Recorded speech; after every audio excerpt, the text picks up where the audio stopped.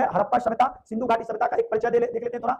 Radio carbon विश्लेषण के आधार पर इसका मान्यता प्राप्त काल डेट याद रखिएगा 2500 ईसा पूर्व से 1750 ईसा पूर्व। किसके आधार पे? तो रेडियो कार्बन पद्धति के अनुसार।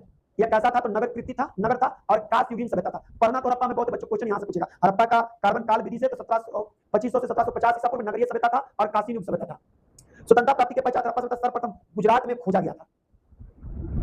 हड़प्पा के जो चौहद्दी है समझिएगा, उत्तर में मंडा है जो जम्मू कश्मीर में पड़ता है, चिराग नदी के तट पर है। उत्तर की बात कर लेते हैं दक्षिण में तो दमताबाद पड़ता है जो महाराष्ट्र प्रवार नदी पर है। पूरब की बात कर लेते हैं तो आलमगीरपुर मेरठ हिंडन नदी पर, याद रखिएगा हिंडन नदी, और पश्चिम वाला सुदकोटा जो बलिस्तान दासक नदी। तो क्वेश्चन यहीं से बनता है, बात को एकदम क्लियर और दिमाग में बच्चों डाल लीजिए। हड़प्पा सभ्यता का निर्माण समझिएगा थोड़ा सा। सबसे पहले ग्रिड पद्धति पे नगर सड़क संपूर्ण पे काटी, इसी को ग्रिड पद्धति था।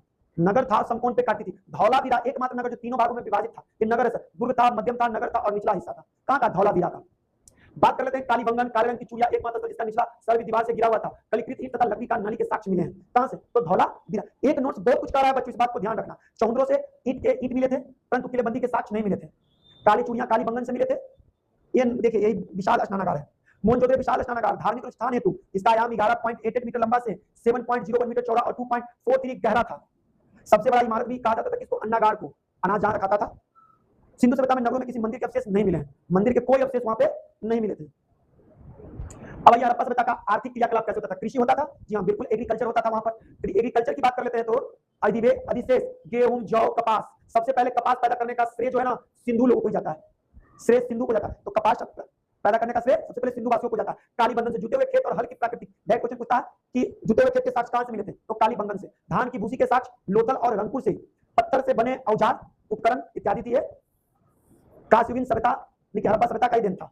बात कर लेते हैं पशुपालन, एनिमल हस्बेंड्री की। तो इसमें गाय, भैंस, बकरी, बैल, भेड़ पाले जाते थे। ऊपर वाला सांड जो विशेष महत्व था, इसी को पूछता था लोग। अश्व की बात कर लिए तो केंद्रीय नहीं, हालांकि सुरकोटता में अश्व के अवशेष मिले थे। तब कहता है कि घोड़ा का अवशेष कहां से मिला है? तो सुरकोटता से। सबसे ज्यादा इंपॉर्टेंट यही पर है। व्यापार उद्योग की बात कर लेते हैं तो लोथल एक बोधीवारा से प्राप्त हुआ था।